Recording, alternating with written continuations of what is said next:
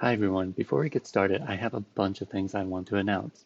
Today is the beginning of our holiday giving drive, our annual drive through the end of the year. So our goal for this year is $25,000, and we have received a generous pledge from Mary Doherty that the first $3,000 given will be matched. So if you would like to support us and help this podcast, as well as our programs and everything we do for people around the world, please click the link in the show notes or go to jungchicago.org/give and make a donation of any amount.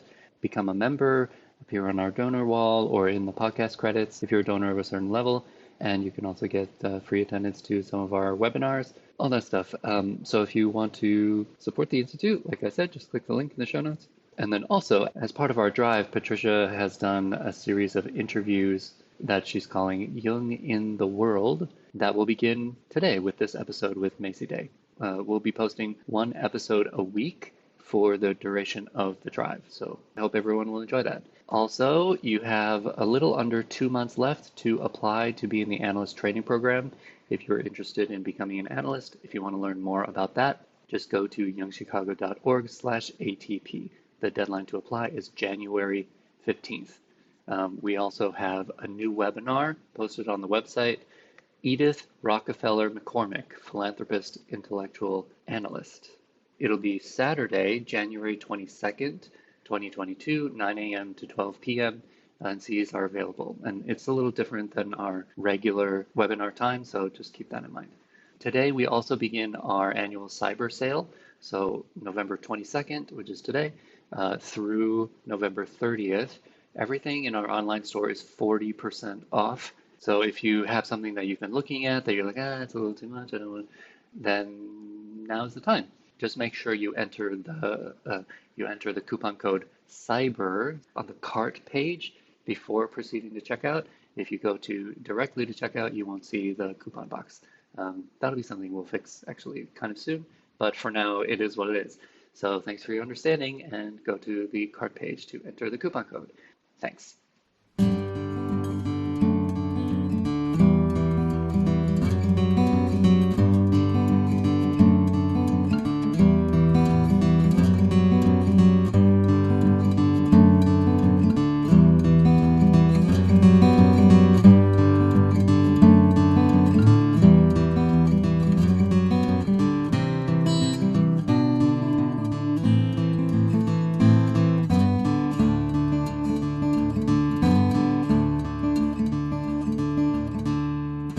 Welcome to the Jungian Anthology podcast from the C.G. Jung Institute of Chicago. Jung in the World, Eros and the Archetypal Pursuit of Healing Love with Maci Daye, PhD, Certified Sex Therapist. Patricia is going to introduce this episode and introduce Maci Daye. I'm just going to read her bio quickly. Maci Daye is an AASECT certified sex therapist, licensed professional counselor, and certified therapist and trainer of Hakomi Mindful Somatic Psychotherapy. Since 2010, she has led her popular retreat series, Passion and Presence, in the USA, Europe, and Australia. Shambhala Publications released her book, Passion and Presence, A Couple's Guide to Mindful Sex and Awakened Intimacy, in 2021. Maci has a doctorate in human sexuality from the Parkmore Institute, a master's degree in human development from Harvard University, and an educational specialist degree in counseling from Georgia State University. She also completed the Level 2 Somatic Experiencing trauma training. Maci aspires to live a contemplative, pleasure-centered life where her heart is the primary driver. She spends her free time wandering the streets of Mallorca, where she lives with Halko Weiss. You will often find her standing awestruck by her surroundings or entranced by the sound of sheep bells. She gets her urban fix in Hamburg, Germany, her home away from home.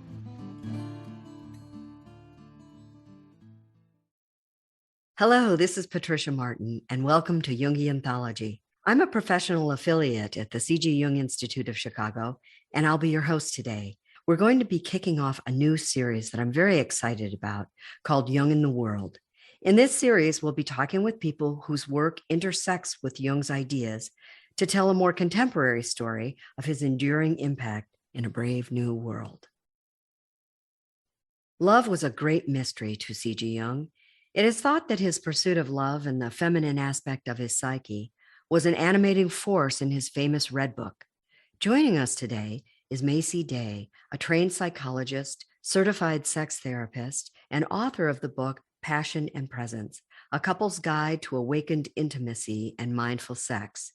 Maci has a doctorate in human sexuality from the Parkmore Institute and a master's degree in human development from Harvard University. Maci's work delves into the deep roots of love and why Eros is a profound path to individuation. So, Maci Daye, I was so intrigued by your work. I went all through your videos yesterday, and so first I'm just going to open with a proper welcome. Today we have Maci Daye joining us. She's a certified sex therapist and author of the book Passion and Presence: A Couple's Guide to Awakened Intimacy and Mindful Sex. Welcome, Maci, to the Jung podcast. I have been so looking forward to this conversation. So thank you for having me. Well, so have we.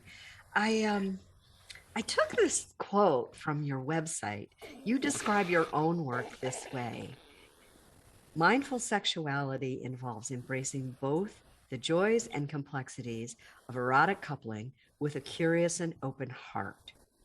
What a fascinating path you've chosen for yourself professionally. I'm so intrigued, and I just have to get this question out right off the bat. Yeah. How did you put your first foot on this path? How did this all develop for you? Yeah, thank you.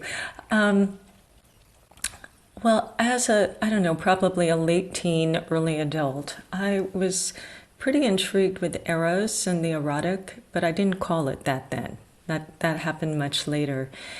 And then when I became a psychotherapist, of course, it became obvious that so many of us carry an Eros wound. And in the 1990s, I read a lot and was very inspired by the writings of John Welwood, who was a psychotherapist and a Buddhist practitioner. And he wrote books like Love and Awakening, Journey to the Heart, that spoke to me so deeply. And basically he made the bold claim that behind every psychiatric disorder is a form of love sickness or wound to the heart.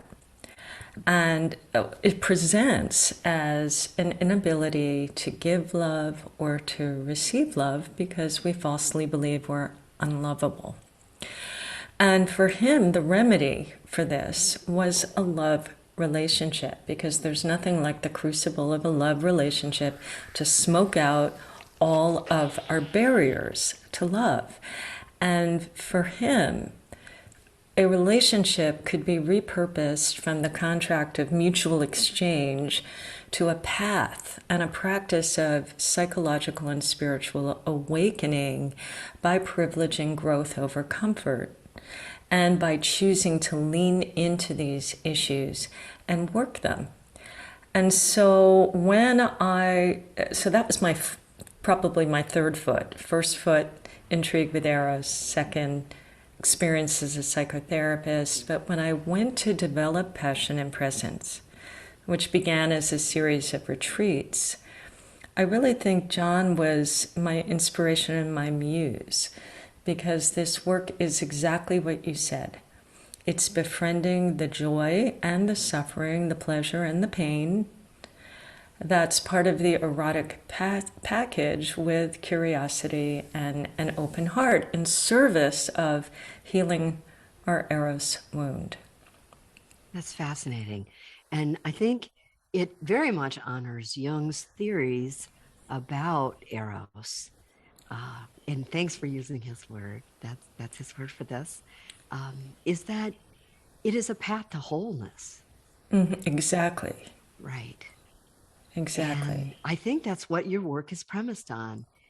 But to take that path to wholeness through love, through loving someone who is different from us, not us, is on their own path and has their own wounds. I think this business of privileging growth over purpose has got to be easier said than done. Mm-hmm. And it's growth over comfort. And yes, oh my gosh, Oh, growth because over comfort. That's my bad. Yeah, growth over yeah. comfort. So because we all want to have some cushioning. Life is hard enough, and we're wired to avoid pain and to do, we can devise many creative workarounds. So if it's sort of a path of the warrior in a way, but of the heart, which was other language that he used, and that's also an archetype, of course. So, right, it's not necessarily easy, but so rewarding. So rewarding. And back to the word you slipped in there, which I think is an important word, gives us a purpose, a Yes. meaningful purpose for erotic coupling. And I wonder about that. I wonder if because many people aren't focused on that purpose of, you know, erotic coupling as a way of heartfelt expression, as a way of confronting our own Eros wounds, because people aren't, when they climb into bed together, this is not at the forefront, I'm pretty sure. That's So very me, much so. is Mm-hmm. that very much so? So Oh, yeah. it sounds to me like you're attuning people, to listen differently, to touch differently. Am I getting this right? Well, absolutely. And that's part of the mindful side of it, which is about really listening deeply, checking in. I say you have to tune in to turn on, slowing down, embodying, and kind of being aware of each other's impulses so we can key off of each other and what's unfolding in every moment. But yes, I think the vast majority of us are looking for release or get off or some kind of reassurance or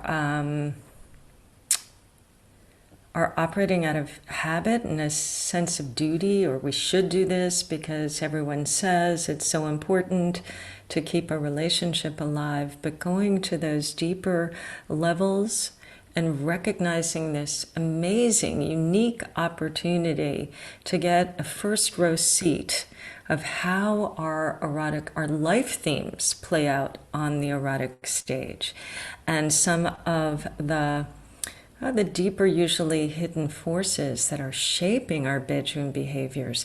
That's what mindfulness can help us attune to. And it's true, most people aren't oriented that way initially. There are some growth seekers that are, but the vast majority need a little explanation and some exposure to such a view to So take it on. yeah, I was listening to you talk about that wanting to get off, get something. It's the getting business, Yeah, that yeah. side of the equation.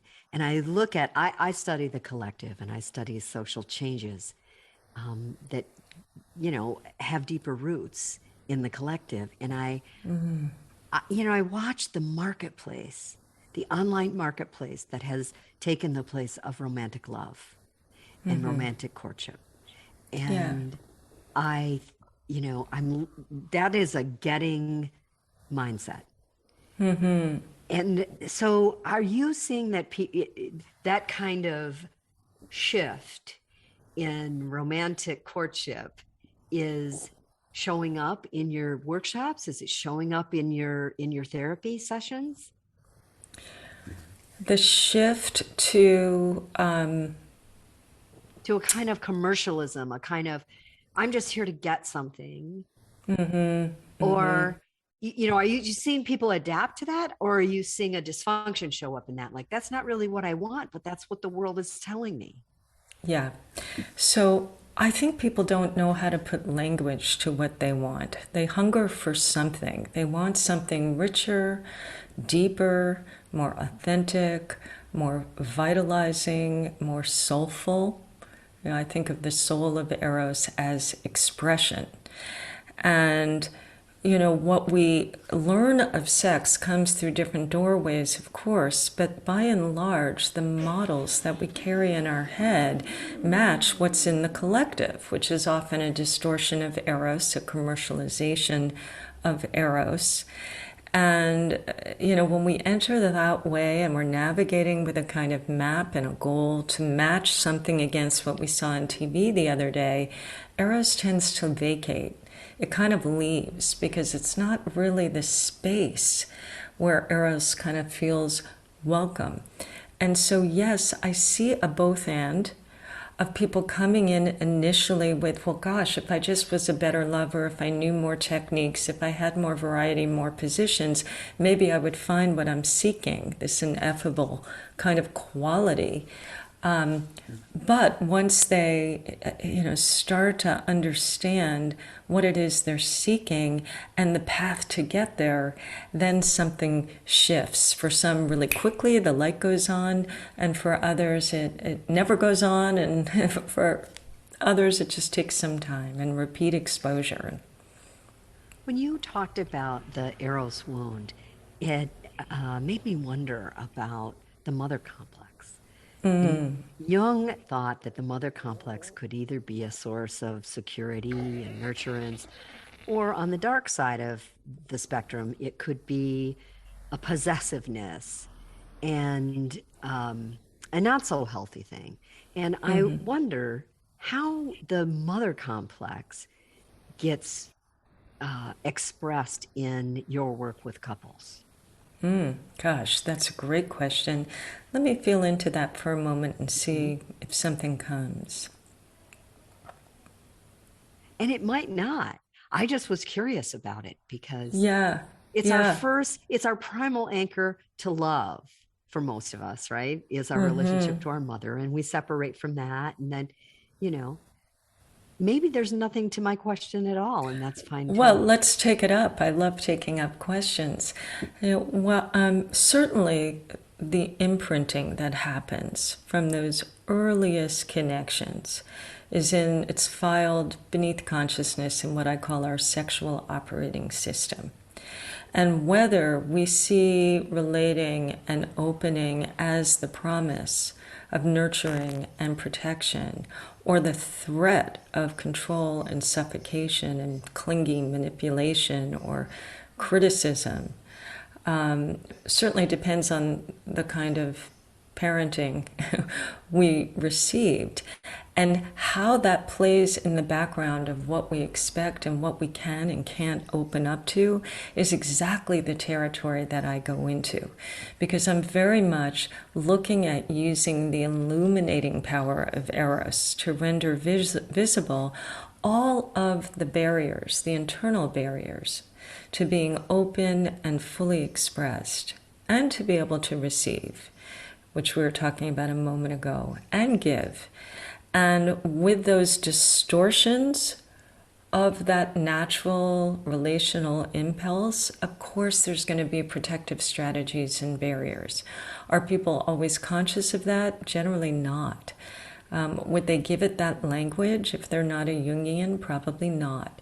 But we may get some of the flavors of that as we start to do a deeper dive into these psychic structures. So would you say that there are barriers and true stumbling blocks for people to receive love in a coupled relationship? Undoubtedly. How would you describe that? Well, I said a minute ago that our life themes play out on the erotic stage. And the very first thing when we come in to the planet, when we incarnate, that we're dealing with is, am I welcome here? And is this a safe place for me? And if the answer is yes, then I land on 2 feet, and I'm a yes about showing up and becoming fully embodied. If it's a rocky transition or an unwelcoming one, or we're overwhelmed with stimuli or sensation or handled roughly and we're sensitive, we have a lot of ambivalence about being here. And so when we're in a love relationship and someone really is so happy to behold us, to connect to us, and what we've imprinted is, I'm not fully welcome, that's going to be the very first barrier to going toward. And we can just keep going on up the developmental sequence of moving into, can I have needs? Can I depend on people?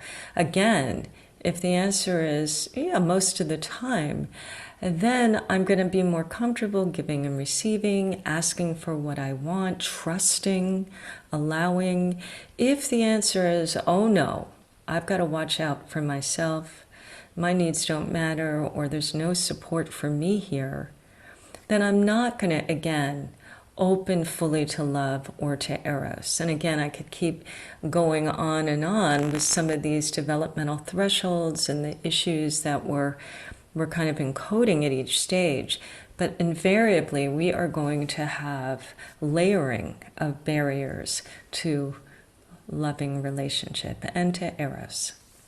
So this really boils down to, like so many other things in psychotherapy, one either wakes up in the morning and says, I'm okay in the world, or they wake up and say, I'm not okay in the world. That's probably like the point of the jumping off point. But let's go back to John Welwood for a moment, and to Jung. And the whole process of individuation is when we make these unconscious kinds of forces conscious. And there's nothing, again, like a conscious, like a relationship that's dedicated to this, to allow shift to happen. So it's not a life sentence. It's not that, this is our forever after temperament. It's a predisposition for sure that by avoiding connection and avoiding erotic exchange may not change at all. But through the process of saying, I'm ready to lean in and befriend and look into these issues, and through my connection with you and the work with myself, start to transform these barriers so that I can access what I call our pure erotic potential, or to continue this idea of love and relationship so that I can be deeply intimate and fully open-hearted. Of course, that's an aspiration. We're never a 100%. It's a work in progress. But we can certainly turn the tide and go more and more in that direction. Do you ever encounter in couples where one person is more invested in their consciousness than the other? And often. How do you address that? Often. And I really wish I had an answer to that. What I find is that when people, just like sex, somebody may come in because they want to play, somebody else they want to experience the divine. If we get our needs met, then we can do the dance together. So one of us may be seeking self-understanding, awakening, and the other may be, I just want to get along, or I'd like to have sex more often, or I'd like to feel more loved. I don't need to peek into Pandora's box. I don't need to work with all of these forces and heal myself. If I'm deriving some benefit from these different practices that you're so invested in, then so be it. And then there are people who catch up. And then there are people where that gap never closes. We're all wired differently, and even just looking at the 4 functions, we're oriented differently. So I wish, if you figure that one out, please send me the memo. Well, I ask these questions so genuinely because I'm still just a pilgrim to all of this. As much as I study the work of Carl Jung and talk to people who have a great deal of vision and experience like yourself, I'm just constantly learning. So, back at you. I also wonder, because I see how much isolation is happening in the society, in the collective. Yeah. People are living alone more and more. And I just wonder, what's the future of coupledom from where you sit? Well, I have a very interesting vantage point because I'm in relationship, I'm a human, I'm a pilgrim alongside of you. I'm a psychotherapist, I'm a couples therapist, and I'm a sex therapist. And there are trends looking at revisioning monogamy. There's much more openness to this acknowledgement that the length of a relationship now is about twice as long as it was 100 or 200 years ago by virtue of the lifespan being longer. And when we expect our partner, one partner, to fulfill all of our needs and our erotic needs, that's putting a lot of burden on a partner. And we've seen that many relationships don't last. So there's a growing trend, particularly of younger people, but not necessarily, that are going, well, do we need to change the structure and form of our coupling? So that's one collective trend. Then there's another trend that's more about let's get realistic. You know, we all sort of came in through the fairy tale version of coupling, that sheen would last. And when it seems to wear off, it's so easy to fall prey to these beliefs that, well, something's wrong. Something's wrong with me or you or us. It's not working and I need to go find that sheen. And what I think people are starting to understand is that that's a particular state. And if we want to have a lasting connection, we have to actually cultivate intent and maybe shift some of our expectations and learn how to re-enchant ourselves. That's a lot of what my work is about. But I read a wonderful book. Gosh, I wish I could. I was once designing a series of retreats called, I forget what it was called, but I think it was something like Flying Solo. This was about 20 years ago, 15 years ago. And I was reading books. Well, first of all, I read an article in the New York Times recently about platonic marriage. I don't know if you happened to see it, but it was people who had no erotic connection whatsoever and never intended to, but were so deeply committed to each other and so ready to show up. I mean, our biggest fear for many of us is, who's going to take care of me when I'm old? How can I pool my financial resources so that I can live okay through these decades?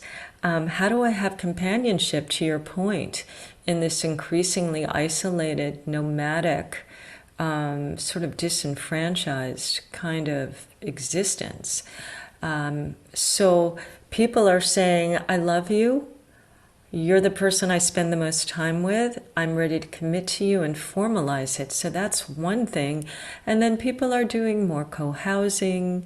They're having all kinds of interesting and unique arrangements and like legitimizing them as valid and equivalent forms of coupling, so that our original vision doesn't have to be the only one or the reference point against which we're matching our arrangement. I love that answer because it's hopeful. You know, it says that the collective has the ability to co-create a different set of rituals, a different set of commitments. Yeah, and I'm glad you used that word hopeful, because truly that's what I'm about. I'm about, with passion and presence, helping people develop or creating a vision that's at once realistic. Like, what is real life sex? Are we ever going to have a problem-free relationship? Certainly not. Will we continue to experience challenge and face new edges? Absolutely. It's built into the evolutionary design. But at the same time, we can have a hopeful and transformational view of what's possible. And that's something, until recently, we really haven't had. It's like, this is the model, and how do we compare? And we're either a good match or not, and so something's wrong and we need to possibly end or just endure our remaining time in this soulless, lifeless, Eros void kind of connection. Oh, that sounds too apocalyptic for Carl Jung. He would be hopeful with you that, Yeah, I'm so happy. right, Yeah, that we are creative beings, that we are wired to create. And absolutely. if what we need to do is create a new culture, we shall do it. Ever was it so, and ever was it, occurring. So I wonder, as you talk about, this open-heartedness and this openness to letting things rise into our consciousness that will make us better lovers. If you had a magic wand, if I handed you a magic wand and I said, if you could teach people one thing, if you could just make it so that people would suddenly wake up and know this about how to be a better partner or a better lover, I'll put the Eros into this too. What would it be? Yeah. What's the one thing? Well, this is what I love about mindfulness, is that one of the gems that it potentially teaches us is the art of befriending. And befriending meaning making friends with all of our internal parts, all of the feelings that arise, the images, the erotic motifs, the impulses that we have, particularly the ones that are difficult or confusing. That if we make friends, if we befriend, if we develop more capacity to be with and bring curiosity to our experience, that is what seeds consciousness, expansion, self-understanding, and ultimately transformation. So that might be, if we could all take the pill, the befriending pill. The befriending pill. Instead of defending against so much of what we experience inside and outside. Oh, Maci, thank you for befriending us today. Absolutely. It's wonderful to talk with you. My pleasure. Thank you for having me.